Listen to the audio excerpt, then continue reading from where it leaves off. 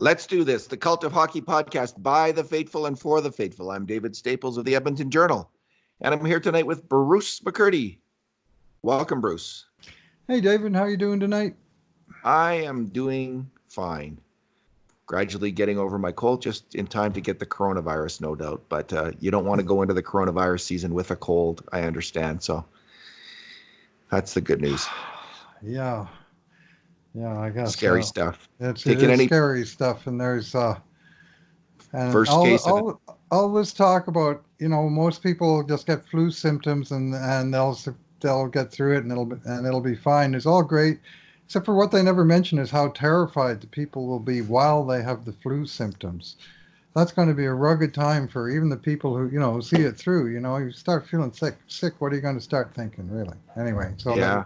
the psychology of it all, the whole societal thing of how people responding to this threat is interesting in its own right. I wonder what's going to happen to mass events like Oilers hockey games. And I don't think the playoffs, like I was debating with my old editor, Murdoch Davis, about this on Twitter.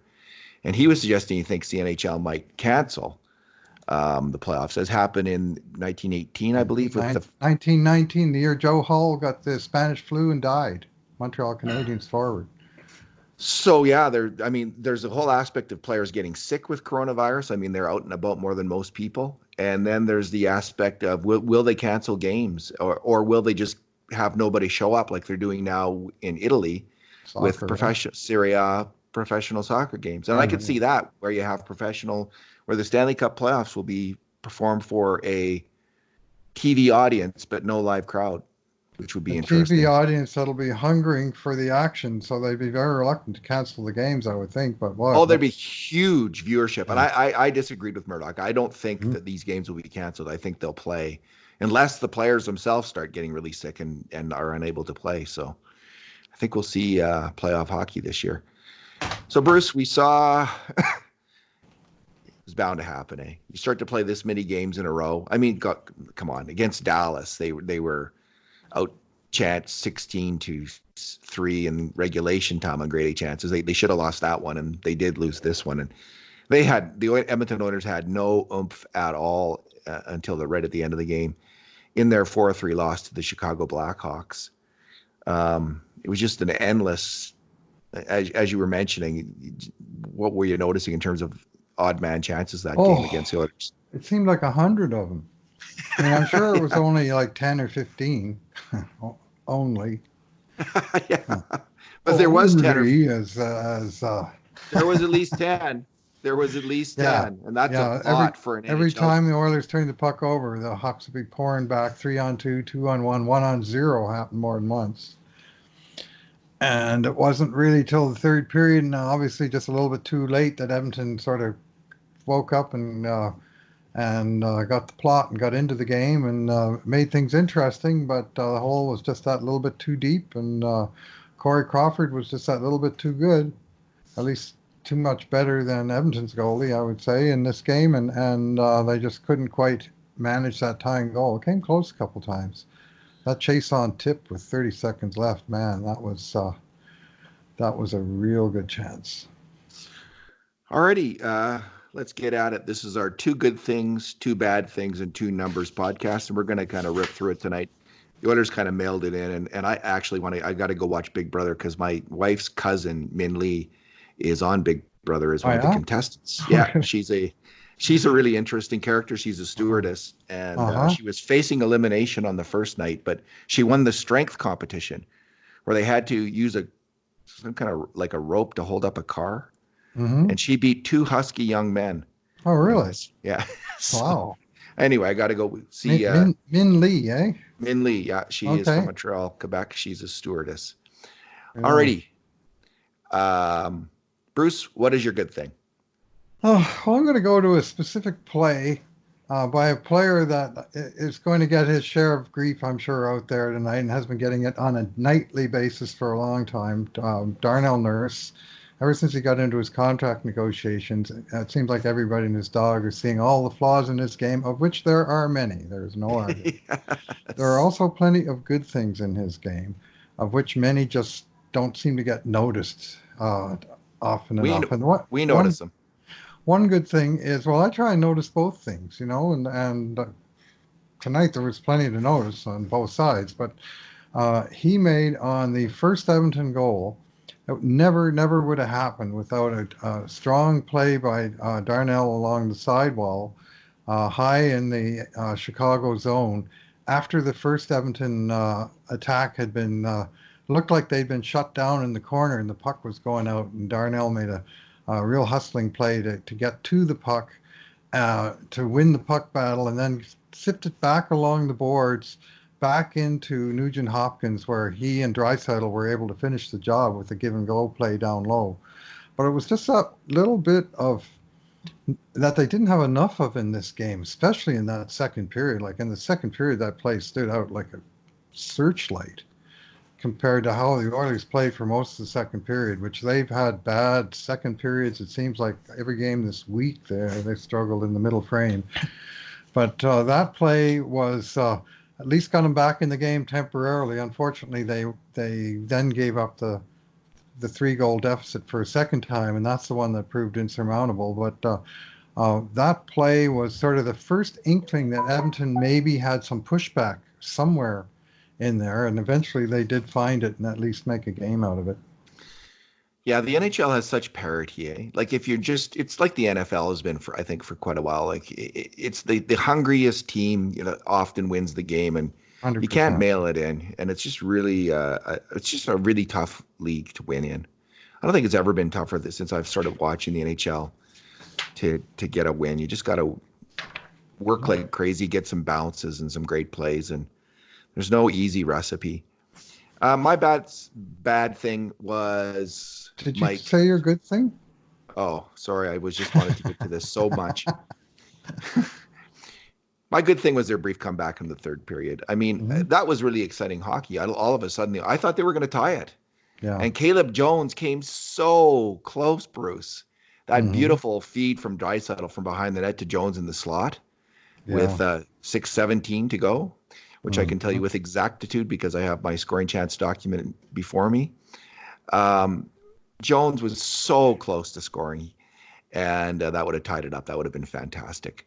Uh, but it started off with kind of a bad line change, botched goal for the Oilers. Did you want to say something here about Jones? Oh, no, I was just going to say on your scoring chance doc, you might want to change the A's to F's because that was definitely an Edmonton chance that Jones got from a great cycle from all 5 guys on the ice. Anyway, that was that was the time, and Corey Crawford came up with that save as well, and they just by the time they amped it up, they uh, they needed some finish and they couldn't quite get it. Yeah, it started off kind of a weird goal. They came out of nowhere, just a misplay by Chicago that led to Hmm. Cassian and Archibald breaking in, and a very nice pass and finish. Hmm. And then the dynamite line came alive and created both a goal, which of course the Oilers got screwed on, right? Because Yeah. obviously a goal. The second it was shot, did you? Yeah, I thought it I'm was in. guessing your wife said that's a goal, and you said yes. Yeah, we both said we thought it was in. And then of course they let the play go on, and there's some kind of boneheaded, like the Oilers are so discombobulated they take a too many men on the ice penalty, Hmm. and I can't the wait for the game whistle clock to gets blow. put back to the time of the goal, but they still count the stupid penalty. Hmm. So, but nonetheless, I mean, the Oilers were just killing. They were so alive after that. Even on the penalty kill, they came close to scoring. They Penalty they kill was just good. they were swarming Chicago. They swarmed them for the next little while, and Jones came close to scoring, but not to be. And they had dug too big a hole early in the game. Your bad thing, Bruce. Yeah, I don't do this very often, but I'm going to single out Connor McDavid for having a very low impact game. Oilers really needed McDavid to step up at some point in this game. You know what? He just never did. He was in on just one uh, grade A scoring chance where he took this backhanded shot from after being set up by Draisaitl. It was one of these shifts that they put him together. I think after the penalty kill must have been, and Leon set him up, and McDavid did get a good backhand drive, but that was it. And the play when he was out there, Chicago just dominated, and it didn't matter whether they changed line mates as they did in the third period or not. I mean, while McDavid was on the ice, shots on net were 4 for Edmonton, 16 for Chicago. Goals were 0 for Edmonton, 2 for Chicago. So, I mean, that's the difference in the game. And this was just a game. And when late in the game, and also on that one power play Edmonton had, when they really needed a zone entry, which is McDavid's absolute specialty, it just wasn't there. Like, he wasn't bringing the puck up. He didn't have his skating legs when he tried to beat somebody one-on-one. It wasn't happening. I'm not saying he was terrible. He made one really good defensive play to clean up one fire in front of Edmonton's net. Just that, he's this big offensive star, and in a high-scoring game against a high-scoring team, in games that guys like Patrick Kane, Jonathan Taves are scoring goals for Chicago, Edmonton needs their big guys to respond. And I just thought Connor and his new and, dare I say, hopefully temporary line mate, James Neal, they just did not have it going on. James Neal, the shots while he was on the ice, 3 for 15 against, so much the same. And they switched out the other winger, but Neal stayed there, and he just didn't really have much going on either. So that's part of the problem, I'm sure. But I just didn't see McDavid as being on his game in really any way, shape, or form. Like, it's hard to think of a nifty move or a particularly dangerous pass or anything. And his stats from across the board on natural stat trick, scoring chances 7 to 14 when he's on the ice, grade A chances, well, high danger chances, I call them 3 to 8. Like, Edmonton was just the second best team while their best player was on the ice. So let's just call it an off night, but let's call it what it is. It was an off night for number 97. Yeah, it makes me wonder, like, so they picked up Ennis and Athanasiou, right, to be his wingers. Athanasiou struggled, although he had a few moments tonight. He went off the crossbar. He was better. Yeah. Ennis has been look good. Looks like he might be able to play there. I think they got to go back to Kassian eventually here, who's had such success with McDavid, and then fill in, or go back to Kassian and figure it out from there. He needs a shooter. Like, I guess Draisaitl, when he was with McDavid, he's like Leon Draisaitl when he's with McDavid. So just a fantastic hockey player. But I'm hoping, Bruce, that they don't have to break up the dynamite line. Like Yamamoto and Draisaitl work very, very well together, but Nuge is just thriving with those guys. But they might have to move Nuge to McDavid and Kassian, which isn't exactly a demotion. It's an interesting change, but that dynamite line has such incredible chemistry. Yeah. And it's a different chemistry than with McDavid, because all three of those guys are pass first players, right? Yamo, Draisaitl, and Nugent Hopkins. McDavid isn't. Like, he does pass the puck a lot, but he's carried the puck first. So, Nugent Hopkins had good chemistry with him one year, but not last year. It was the year before, right at the end. Him and Ratty, I think, had a good run of games with McDavid. Right. But last year it didn't really work out that well. And I just hate to break up a line which has such fantastic passing ability, chemistry, the ability to score goals. And then you can put McDavid out there. They've just got to find a way. Like, put Kassian back there. I think it's time. And see who can fit on that other wing. Maybe it could be Neal once he gets his legs back a bit, Bruce. Or maybe it will be Athanasiou, or maybe it's going to be Ennis. What's your take on that? Well, tonight they tried all three of those guys. Neal was on the one wing all night, and they started with Ennis, and then they switched Athanasiou in the third period to play with McDavid. But whatever the combination was, they weren't able to generate a whole lot, and it was and they were on the defense. Like, Chicago swarmed them, and Chicago was winning the battles. They played with more urgency, and they executed better. And it was a tough night for that line, for four players really. But I mean, whoever was on the wing, McDavid-Neal combo was not generating much, and they were giving up quite a lot. And Yeah. that's not a comfortable sight for Oiler fans. So we'll just call it a one-night thing. I'm just saying it has to be duly noted that this was Well, one game that it didn't work well. I'm saying that since McDavid's come back, and Hmm. we've seen one really good game, the first game with Athanasiou and Ennis, it looked like a Hmm. line. Hmm. But other than we've seen Ennis fit in with him. So I guess what I'd Yep. like to see. I'm saying is Ennis and Cassian, see how that goes because Right. both those players have looked good with McDavid. Try that. Case Hmm. I'll shut up Well, now if there about was that. finally a Cassian sighting in the third period tonight, I haven't been too impressed with what I've seen from Cassian since his return from suspension, to be honest.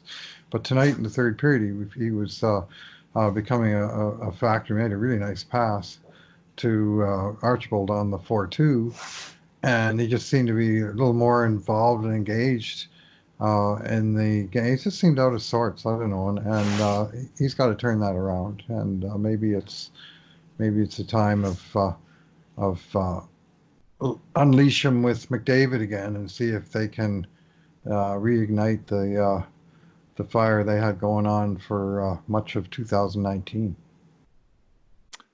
Yeah, the key with Cassian with McDavid, they also had Draisaitl on the line much of that time. Mm. So they Yep. had another player who was really adept at creating with the puck. But I think Ennis is pretty good with the puck.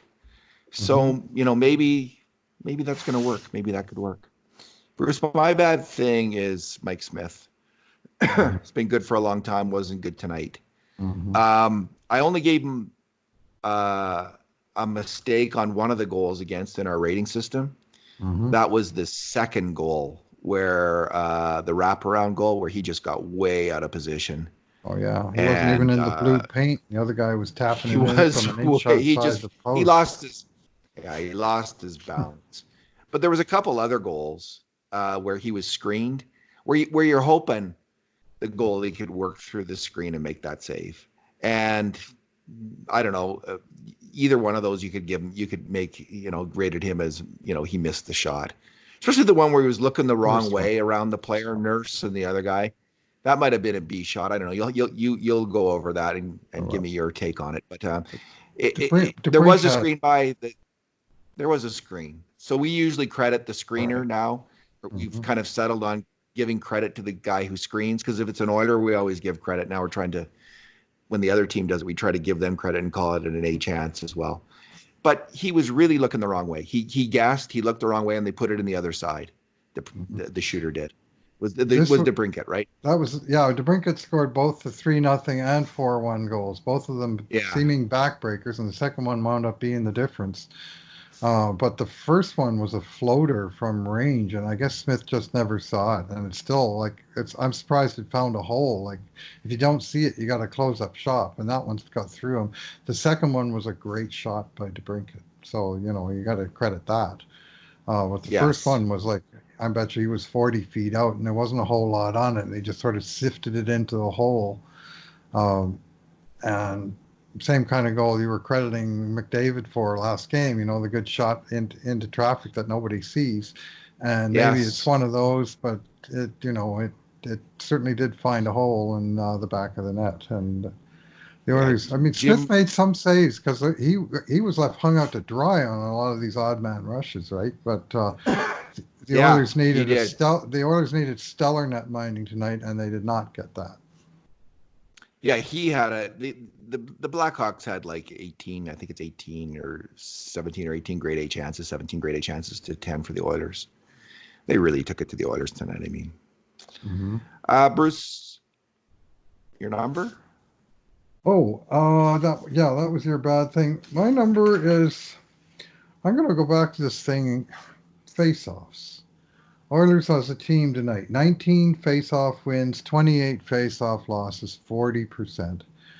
And it wasn't just that they were getting beat on the circle, but they were getting beat so bad in the defensive zone that every time they lost a face-off in the defensive zone, it seemed like Chicago had a wicked shot on net within about 2 seconds after the draw. Now that's something I am going to revisit when I review the scoring chances tomorrow, but it happened a lot. And that one Chicago power play in the second period, like every time they'd win the draw, bam, and they get a great shot away. And there was not tying guys up. That was just clean losses to a guy in position to let fly, or one quick pass and the guy's letting fly. And they got to get better at that somehow. And it was a huge problem, especially the first two periods of this game. I mean, there's only 47 faceoffs in the game. There was other issues with this game, but that was one of them. Yeah. All right, my bad thing was Darnell Nurse at the defensive end, Bruce. And I Your don't know. number? Maybe you're. Yeah, my number is 7. Okay. I was getting to that, but it's related to Darnell Nurse's mistakes in the defensive end, and 7. He made 7 major mistakes on grade A scoring and chances against this game, Bruce. And that is like extremely, like a defenseman makes 2 a game. You don't want to see more than 2 a game from even a top 4 defenseman. 2 a game is plenty. And if they can limit it to 0 or 1 a game, that's pretty. You've really done your job as a defenseman, because you're in position to make that kind of mistake. You're just being challenged all game long. 7, Bruce. Yeah. You've really sucked on defense that night. And here's what I'm noticing with Nurse in recent games, and maybe this is what you were talking about, this kind of, I guess, confirmation bias, like people worried about his contract, looking for bad things and seeing bad things. I don't think I've been doing that, because I'm kind of sanguine about his play, because I think we track grade A scoring chances through the year. And there's a group of defensemen, Larson, Nurse, Bear, Jones, and Clefbaum. They all basically have the same success this year, the same number. They're all just tightly grouped together. So, and they have a good number, all of them. They're all really, the Oilers have 5 defensemen right now who can play hockey in a top 4 role. So this is really, really great news. And Nurse is one of them. So people who say, well, Clefbaum's way better than Nurse, or Bear's way better than Nurse, or so and so, some people will say Nurse is no, I don't buy it. I think all of these 5 guys have played at about the same level this year. Now, Nurse and Bear have had the tougher competition. So that's something to factor in. But tonight, and what I've been seeing in recent weeks, is Nurse's defensive reads have been kind of horrible. And they're horrible in the sense that there'll be a 3-on-3 or a 3-on-3 rush. Usually it's a complex play. It's not a simple play. There's a complex play developing. And his man is the one who's always, there's huge gap between him and his man. He's leaving him open. He's not getting to his man. He's not reading the play, thinking, oh, that's my guy, I got to get on him. And that happened again tonight a couple times. So I don't know. I can't say that I've noticed this a ton before with Nurse, but I think he's in a bit of a defensive slump right now, where he's not making quick reads and not making the right reads. And he's hanging back for some reason, and not getting on that guy who's causing trouble. Yeah, well, those 30-minute games will have something to do with that, especially when you're playing 3 games every 4 days, like the Oilers seem to do just now. But also, to my eye, his partner, Ethan Bear, had struggled quite a lot in this game. And one thing I've noticed lately in Bear's game that's a little bit of a worry is his straight-ahead foot speed in foot races back towards his own net against breakaways. Other guys are faster than him, and he's losing those races fairly consistently. And I mean, Patrick Kane, if you lose a foot race to Patrick Kane, that's big trouble. But I mean, I'm not saying he should be as fast as Patrick Kane. I'm just saying over and over again, I'm noticing backtracking through the neutral zone just against a sprinting forward on the other team, he often comes out second best. So skating is just straight ahead skating. Like his in tight skating is really good. But his straight ahead sort of power skating is maybe an area that he could concentrate on a little bit to up just his all around game. And of course, Chicago is a pressure team, and the pressure teams cause those mistakes from defensemen oftentimes. But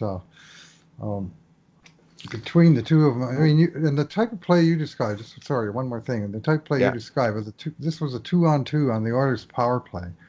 The one power play where Oilers got 0 shots and Chicago got a clear-cut breakaway.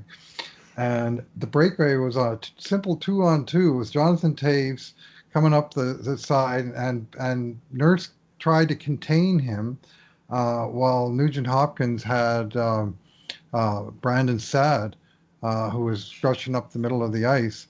And for some reason, Nuge kind of rotated over to Taves. Nurse stayed with Taves. Saad just headed for the front of the net, and Taves made a good pass that beat both Oilers and found his teammate alone for a 10-bell scoring chance. And it was just, I don't know if Nuge thought Nurse was switching or should switch, or the situation called for a switch or whatever, but they both wound up getting sucked into the puck carrier, and he made them both look bad in a quick hurry. Mm-hmm. Yeah, I Bears skating was that issue, Bruce. I thought when I watched him in the AHL, especially early in his career, Bears career, I thought that was going to keep him out of the NHL. Like honestly, that was my assessment at the time. Then suddenly this year he came out and he's been skating well. Now it could just be that he's up against really fast forwards all of a sudden. Like is it Gurianov? Is that the guy from Dallas? And Kane? These are very fast individuals, and they make a lot of defensemen. Like McDavid makes defense. So are these super fast forwards who are going to make you look bad. Maybe it's as simple as that, or maybe Bear's kind of wearing down and needs to go back. Some of the bad, maybe weaker habits in terms of his skating because out of fatigue or creeping back in. That's a possibility. I don't know. Played 26 minutes tonight, most on the team. So. I'd like to see. I think the Oilers would be better off. They have Bear and Nurse out there killing penalties. I would insert Benning on for Bear on the PK there.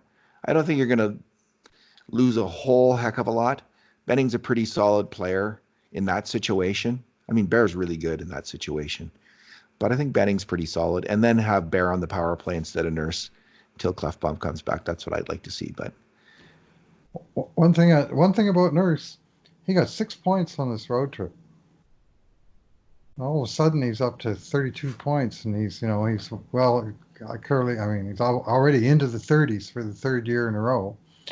And so somehow, it's not traditional offense, but it's being around the puck and having good things happen thereafter, And win a puck battle. Yeah, well, that's right. Win a puck battle and get it into the hands of a player like Nugent Hopkins or Draisaitl, like on that one goal. Well, you'll get points if you keep doing that. Yeah, of all the Oilers defensemen, he has the biggest ability to win a puck battle, puck protect, and make a pass, right? Because none of the other ones are very good at puck protection. Bear's really quick with his hands and reading and can find time and space to make a pass.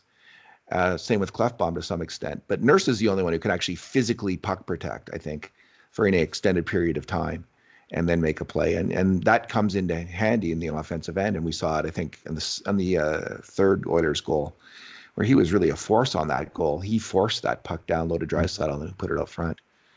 Yeah. So a couple points for Leon. That's 2 more points. Wasn't his best game either, but it wasn't. But I'm always hoping passes. As the game got out of hand. 110 on the season now. So it's pretty wild, yeah. As the game got out of hand, I was hoping that he would put up a couple points to add to his MVP claim, because that's a big thing in winning the MVP award, obviously. Well, if you want to win the MVP award, win games. It's too bad they couldn't generate that tying goal, and then we'd be able to build a lot stronger case than off of this one. But. Indeed. All right, Bruce, let's leave it there. All right. Thanks for listening, everyone. And in the meantime, and in between times, this has been another edition of the Cult of Hockey podcast.